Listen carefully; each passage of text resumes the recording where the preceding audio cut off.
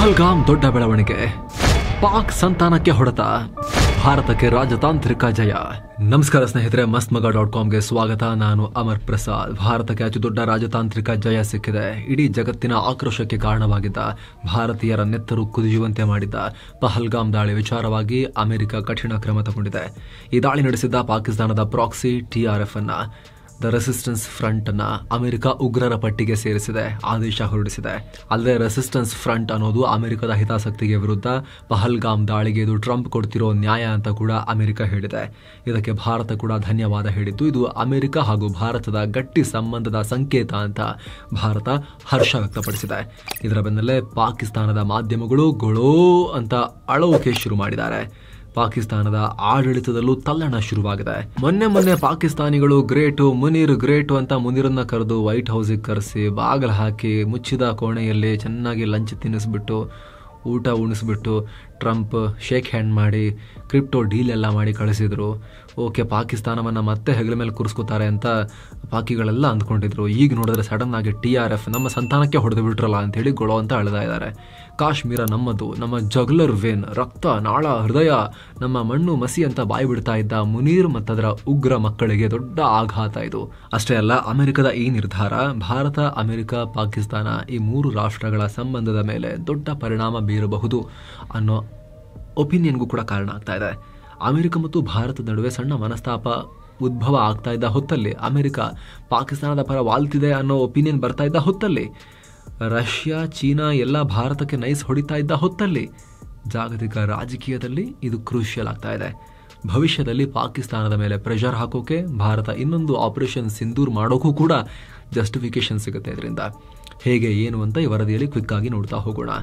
ಮೊದಲಿಗೆ ಅಮೆರಿಕದ ಆದೇಶಕ್ಕೆ ಬರೋದಾದರೆ, ಕ್ಲಿಯರ್ ಆಗಿ ಭಾರತದ ಪರವಾಗಿ ಅಮೆರಿಕ ಕ್ರಮ ತಗೊಂಡಿದೆ. ಅಮೆರಿಕದ ಡಿಪಾರ್ಟ್ಮೆಂಟ್ ಆಫ್ ಸ್ಟೇಟ್ ಈ ಅನೌನ್ಸ್ಮೆಂಟ್ ಮಾಡಿ, TRF ಅನ್ನೋದು ಲಷ್ಕರ್ ಎ ತೈಬಾ ಸಂಘಟನೆಯ ಪ್ರಾಕ್ಸಿ ಗುಂಪು. ಇವರು ಪದೇ ಪದೇ ಭಾರತೀಯರ ಮೇಲೆ ದಾಳಿ ಮಾಡಿದ್ದಾರೆ. ಏಪ್ರಿಲ್ 22ರ ಪಹಲ್ಗಾಮ್ ದಾಳಿ ಮಾಡಿ 26 ನಾಗರಿಕರನ್ನ ಹತ್ಯೆ ಮಾಡಿದ್ರು. ಮುಂಬೈ ದಾಳಿ ಮಾಡಿ ಲಷ್ಕರ್ ಭಾರತೀಯ ನಾಗರಿಕರನ್ನ ಹತ್ಯೆ ಮಾಡಿತ್ತು. ಈಗ ಅವರ ಪ್ರಾಕ್ಸಿ ಕೂಡ ಅದೇ ಕೆಲಸ ಮಾಡ್ತಾ ಇದೆ. ಟ್ರಂಪ್ ಆಡಳಿತ ಅಮೆರಿಕದ ಹಿತಾಸಕ್ತಿ ಕಾಪಾಡೋಕೆ, ಭಯೋತ್ಪಾದನೆ ಹರಡದಂತೆ ತಡೆಯೋಕೆ ಕಮಿಟ್ ಆಗಿದೆ. ಈ ನಿರ್ಧಾರ ಪಹಲ್ಗಾಮ್ ದಾಳಿಗೆ ಟ್ರಂಪ್ ಸರ್ಕಾರ ಕೊಡ್ತಿರೋ ನ್ಯಾಯ. ಇನ್ಮೇಲೆ TRF ಸಂಘಟನೆ ಮೇಲೆ ಬ್ಯಾನ್ ಇರುತ್ತೆ ಅಂತ ಘೋಷಿಸಿದ್ದಾರೆ. ಅಲ್ಲದೆ ಈ ಸಂಘಟನೆಯನ್ನ FTO ಅಥವಾ ವಿದೇಶಿ ಉಗ್ರ ಸಂಘಟನೆ, SDGT ಅಥವಾ ವಿಶೇಷವಾಗಿ ಗೊತ್ತುಪಡಿಸಿದ ಜಾಗತಿಕ ಉಗ್ರ ಸಂಘಟನೆ ಅಂತಲೂ ಕೂಡ ಪಟ್ಟಿಗೆ ಸೇರಿಸಲಾಗಿದೆ. ಹಲವು ನಿರ್ಬಂಧಗಳನ್ನು ಇವ್ರ ತಲೆ ಮೇಲೆ ಹೊಡಿತಾ ಇದೆ ಅಮೆರಿಕ. ಮೇಲೋಟಕ್ಕೆ ಜಸ್ಟ್ ಉಗ್ರ ಸಂಘಟನೆ ಅಂತ ಘೋಷಣೆ ಮಾಡಿಬಿಟ್ರೆ ಏನು ಬಂತು ಅಂತ ಅನಿಸ್ಬೋದು. ಆದರೆ ಅಮೆರಿಕದ ಈ ನಿರ್ಧಾರ ತುಂಬಾ ದೊಡ್ಡದು. ಇದು ಅರ್ಥ ಆಗಬೇಕು ಅಂದರೆ ಈ TRF ಸಂಘಟನೆಯ ಉದ್ದೇಶವನ್ನು ಅರ್ಥ ಮಾಡ್ಕೋಬೇಕು.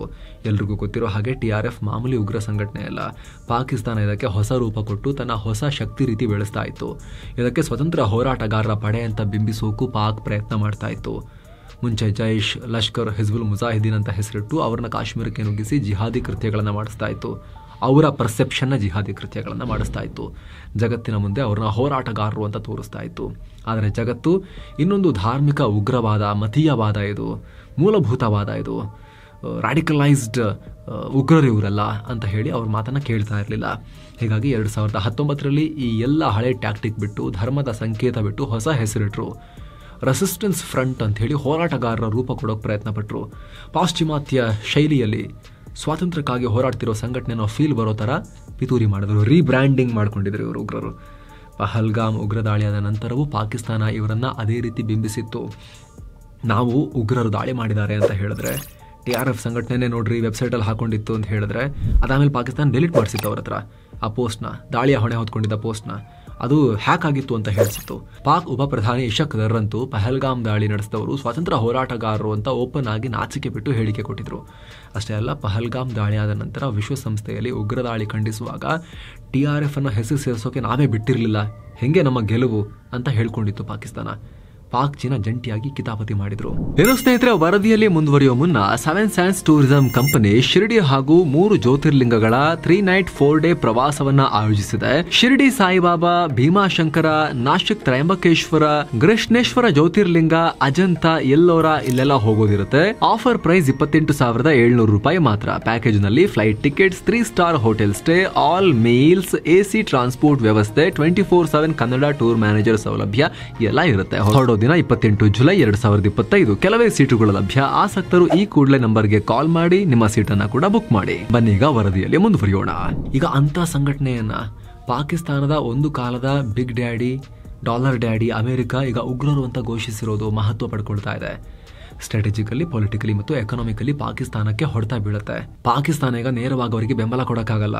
ಕಾಶ್ಮೀರದಲ್ಲಿ ಪ್ರಾಕ್ಸಿ ವಾರ್ ಮಾಡ್ತಿರೋ ಪಾಕಿಸ್ತಾನದ ಬಲ ಡೌನ್ ಆಗುತ್ತಿದ್ರಿಂದ, ಇನ್ನು ಅಮೆರಿಕವೇ ಜಾಗತಿಕ ಉಗ್ರ ಸಂಘಟನೆ ಅಂತ ಗುರುತಿಸಿರೋದ್ರಿಂದ ಇವರ ವಿರುದ್ಧ ಪಾಕಿಸ್ತಾನ ಕಡ್ಡಾಯವಾಗಿ ಕ್ರಮ ತಗೋಬೇಕಾಗತ್ತೆ. ಅವರ ಆಸ್ತಿಗಳನ್ನ ಸೀಸ್ ಮಾಡಿ ಅವರ ಜಾಲ ಇದ್ರೆ ಪತ್ತೆ ಹಚ್ಚಿ ಆಕ್ಷನ್ ತಗೋಬೇಕಾಗತ್ತೆ. ಈ ಕೆಲಸದಲ್ಲಿ ವಿಫಲರಾದ್ರೆ ಪಾಕಿಸ್ತಾನಕ್ಕೆ ಸ್ಯಾಂಕ್ಷನ್ ಅಪಾಯ ಇರುತ್ತೆ. FATF ನ ಗ್ರೇ ಲಿಸ್ಟ್ಗೆ, ಬೂದು ಪಟ್ಟಿಗೆ ಪಾಕಿಸ್ತಾನ ಬೀಳೋ ಚಾನ್ಸಸ್ ಇರುತ್ತೆ. ಇದರಿಂದ ಪಾಕಿಸ್ತಾನಕ್ಕೆ ದುಡ್ಡು ಕಾಸಿನ ಭಿಕ್ಷೆ ಸಿಗಲ್ಲ. ಅಂತಾರಾಷ್ಟ್ರೀಯ ಹಣಕಾಸಿನ ಸಂಸ್ಥೆಗಳಿಂದ ಎಕಾನಮಿ ಪೆಟ್ಟು ಬೀಳುತ್ತೆ. ಜೊತೆಗೆ ಪಾಕಿಸ್ತಾನದ ಉಗ್ರ ಪೋಷಕ ಅನ್ನೋ ಇಮೇಜ್ ಇದೆಯಲ್ಲ, ಅದಕ್ಕೆ ಇನ್ನಷ್ಟು ರಂಗು ಬರುತ್ತೆ.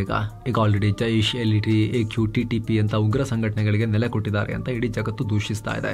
ಈಗ TRF ಕೂಡ LET ಪ್ರಾಕ್ಸಿ ಅಂತ ಅಮೆರಿಕ ಘೋಷಿಸಿರೋದು, ಇದು ಕೂಡ ಪಾಕಿಸ್ತಾನ ಮೂಲದ ಉಗ್ರ ಗುಂಪು ಅನ್ನೋ ಹೆಸರು ಬರೋಕೆ ಕಾರಣ ಆಗುತ್ತೆ. ಪಾಕಿಸ್ತಾನದ ಉಗ್ರ ಕಿರೀಟಕ್ಕೆ ಇನ್ನೊಂದು ಗರಿ ಆಡಾಗತ್ತೆ. ಅಂತಾರಾಷ್ಟ್ರೀಯ ಮಟ್ಟದಲ್ಲಿ ಪಾಕಿಸ್ತಾನಕ್ಕೆ ಮರ್ಯಾದೆ ಏನಾದರೂ ಇದ್ರೆ ಅದು ಇನ್ನಷ್ಟು ಹರಾಜಾಗತ್ತೆ. ವಿಶ್ವಸಂಸ್ಥೆ, ನ್ಯಾಟೋ, IMF, ವಿಶ್ವ ಬ್ಯಾಂಕ್ನಂಥ ಅನೇಕ ಸಂಘಟನೆಗಳಲ್ಲಿ ಅಮೆರಿಕದ ಪ್ರಭಾವ ಇದೆ. ಆಲ್ಮೋಸ್ಟ್ ಎಲ್ಲ ಸಂಘಟನೆಗಳನ್ನು ಅಮೆರಿಕ ತನ್ನ ಮುಷ್ಟಿಯಲ್ಲಿಟ್ಕೊಂಡಿದೆ. ಹೀಗಾಗಿ TRF ಅನ್ನ ಏನಾದರೂ ಕೂಡ ಸಾಕಿದ್ರೆ ಪಾಕಿಸ್ತಾನ, ಅಲ್ಲೆಲ್ಲ ಪಾಕಿಸ್ತಾನಕ್ಕೆ ಹಿನ್ನಡೆಯಾಗುತ್ತೆ. ಆ ವೇದಿಕೆಗಳಲ್ಲೆಲ್ಲ ಮುಂದೆ ಯಾವುದೇ ಇಂಪಾರ್ಟೆಂಟ್ ಒಪ್ಪಂದಗಳು, ಭಿಕ್ಷೆ ಬೇಡೋ ಯೋಜನೆಗಳು, ಅಲ್ಲೆಲ್ಲ ಜಾಸ್ತಿ ಸ್ಕ್ರೂಟಿನಿ ಆಗುತ್ತೆ. ಕೂಲಂಕುಷವಾಗಿ ಪರಿಶೀಲಿಸ್ತಾರೆ ಏನು ಮಾಡ್ತಿದ್ದಾರೆ ಪಾಕಿಸ್ತಾನದವರು ದುಡ್ಡು ತಗೊಂಡು ಅಂತ. ಮೂರನೇದು, ಪಾಕಿಸ್ತಾನ ಐಸೋಲೇಟ್ ಆಗುತ್ತೆ. ಪಾಕಿಸ್ತಾನದ ಜೊತೆಗಿನ ಸಂಬಂಧ ಹೊಂದೋಕೆ ಬಯಸೋ ರಾಷ್ಟ್ರಗಳಿಗೂ ಕೂಡ ಪಾಕಿಸ್ತಾನ ಏನಿದು ಇನ್ನೊಂದು ಸೇರ್ಕೊಳ್ತಾ ಇವರ ಹಣೆ ಬರಕ್ಕೆ ಇವ್ರದ್ದು ಅಂತ ಹೇಳಿ ಅನುಮಾನದಿಂದ ನೋಡ್ತಾರೆ ಪಾಕಿಸ್ತಾನವನ್ನ. ದೊಡ್ಡ ಇಮೇಜ್ ಡ್ಯಾಮೇಜ್ ಆಗುತ್ತೆ. ಇದರಿಂದ ಭಾರತಕ್ಕೆ ದೊಡ್ಡ ಲಾಭ ಏನು ಅಂತ ಹೇಳಿದ್ರೆ, ಉಗ್ರವಾದವನ್ನು ವಿರೋಧಿಸಿ ಭಾರತ ಆಕ್ಷನ್ ತಗೊಂಡ್ರೆ, ಭಾರತ ಕಠಿಣ ಕ್ರಮಗಳಲ್ಲೇನು ತಗೊಳ್ತಿದೆ, ಅವರ ಮೇಲೆ ಬೆಂಕಿ ಮಳೆಯೇ ಗರಿತಾ ಇದೆ ನೇರವಾಗಿ ಕಳೆದ ಕೆಲ ವರ್ಷಗಳಿಂದ. ಆ ರೀತಿ ಮುಂದೇನೂ ಕ್ರಮ ತಗೊಳ್ಳೋಕೆ ಭಾರತಕ್ಕೆ ಸ್ಟ್ರಾಂಗ್ ಜಸ್ಟಿಫಿಕೇಶನ್ ಸಿಗುತ್ತೆ. ಭಾರತ ಇದುವರೆಗೂ ಕೂಡ ಅವ್ರನ್ನ ಉಗ್ರರು ಅಂತ ಭಾರತ ಘೋಷಿಸಿದೆ TRF ಅನ್ನ. ಆದರೆ ಎಲ್ಲಿ ಸಾಕ್ಷಿಯಲ್ಲಿದೆ ಅವ್ರು ಉಗ್ರರಲ್ಲ ಅಂತ ಹೇಳ್ತಾ ಇದ್ರು ಪಾಕಿಸ್ತಾನದವರು. ಈಗ ಅಮೆರಿಕ ಕೂಡ ಘೋಷಿಸಿರೋದ್ರಿಂದ ನೆಕ್ಸ್ಟ್ ಭಾರತ ಕಠಿಣ ಆಕ್ಷನ್ಸ್ ಅನ್ನ ತಗೋಬಹುದು. ಇವ್ರ ಮೇಲೆ ಮುಲಾಜಿಲ್ಲೇ ತಗೋಬಹುದು. ಬರೀ ನಾವು ಮಾತ್ರ ಹೇಳ್ತಿರೋದಲ್ಲ ರೀ, ನೋಡಿ ನಿಮ್ಮ ಮಾಜಿ ದೊಡ್ಡಪ್ಪ ಕೂಡ ಹೇಳ್ತಿದ್ದಾರೆ ನೋಡಿ ಅಂತ ಹೇಳ್ಬೋದು. ಜೊತೆಗೆ ಮುಖ್ಯವಾಗಿ ಅಮೆರಿಕ ಭಾರತ ಸಂಬಂಧದಲ್ಲೂ ಕೂಡ ಪ್ರಮುಖ ಅಧ್ಯಾಯ ಆಗುತ್ತೆ ಇದು. ಯಾಕಂದ್ರೆ ಇತ್ತೀಚೆಗೆ ಇದೇ ಪಾಕಿಸ್ತಾನದ ಕಾರಣಕ್ಕೆ ಅಮೆರಿಕ ಭಾರತದ ಸಂಬಂಧ ತುಂಬಾ ಚೆನ್ನಾಗಾಗ್ತಾ ಬಂದಿತ್ತು ಕಳೆದ 10-15-20 ವರ್ಷಗಳಲ್ಲಿ.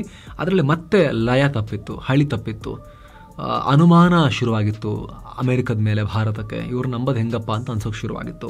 ಆದರೆ ಈಗ ಭಾರತದ ವಿರುದ್ಧ ಯುದ್ಧ ಸಾರಿದ, ನಾಗರಿಕರನ್ನ ಕ್ರೂರವಾಗಿ ಹಿಂಸಿಸಿದ ಆ ಉಗ್ರ ಸಂಘಟನೆಯ ಮೇಲೆ ಅಮೆರಿಕ ಆಕ್ಷನ್ ತಗೊಂಡು ಜಾಗತಿಕ ಉಗ್ರರು ಅಂತ ಘೋಷಿಸಿರೋದು ಈಗ ಮತ್ತೆ ಒಂದು ಅಮೆರಿಕ ಭಾರತದ ಸಂಬಂಧಕ್ಕೆ ಮೊಮೆಂಟಮ್ ತಂದುಕೊಡುತ್ತೆ. ಜೊತೆಗೆ ಸಲೀಸಾಗಿ ಅಮೆರಿಕದ ಹಿಂಬಾಲಕ ರಾಷ್ಟ್ರಗಳು, ಈ ಬ್ರಿಟನ್, ಯುರೋಪಿನ ಅಮೆರಿಕದ ಮಿತ್ರರು, ಅವರು ಕೂಡ ಈಗ ಈ ವಿಚಾರದಲ್ಲಿ ಭಾರತದ ಪರವಾಗಿ ಅಥವಾ ಭಾರತಕ್ಕೆ ಪೂರಕ ಆಗೋ ರೀತಿಯಲ್ಲಿ, ಅಥವಾ ಈ TRF ಅನ್ನ ಉಗ್ರ ಸಂಘಟನೆ ಅಂತ ಘೋಷಿಸೋದಕ್ಕೆ ಅಥವಾ ಅದನ್ನು ಆ ರೀತಿ ಕನ್ಸಿಡರ್ ಮಾಡೋದಕ್ಕೆ ಅಥವಾ ಅದರ ಮೇಲೆ ತಗೊಳ್ಳೋ ಆಕ್ಷನ್ಗಳಿಗೆಲ್ಲ ಭಾರತಕ್ಕೆ ಪೂರಕವಾಗಿ ಇವರೆಲ್ಲ ಹೆಜ್ಜೆ ಇಡೋಕೆ ಚಾನ್ಸಸ್ ಇರುತ್ತೆ ಈಗ. ಸೊ ಈ ರೀತಿ ಯಾವ ದೃಷ್ಟಿಯಿಂದ ನೋಡಿದ್ರೂ ಕೂಡ ಇದು ಮಹತ್ವದ ವಿಚಾರ. ಭಾರತಕ್ಕೆ ದೊಡ್ಡ ಗೆಲುವು, ಮುನೀರ್ ಆ್ಯಂಡ್ ಗ್ಯಾಂಗ್ಗೆ ದೊಡ್ಡ ಶಾಕ್, ಪಾಕಿಸ್ತಾನದ ಉಗ್ರ ಮಕ್ಕಳಿಗೆ ದೊಡ್ಡ ಹೊಡೆತ. Thank you so much. ಮತ್ತೆ ಭೇಟಿ ಆಗ್ತಿರೋಣ. ನಮಸ್ತೆ.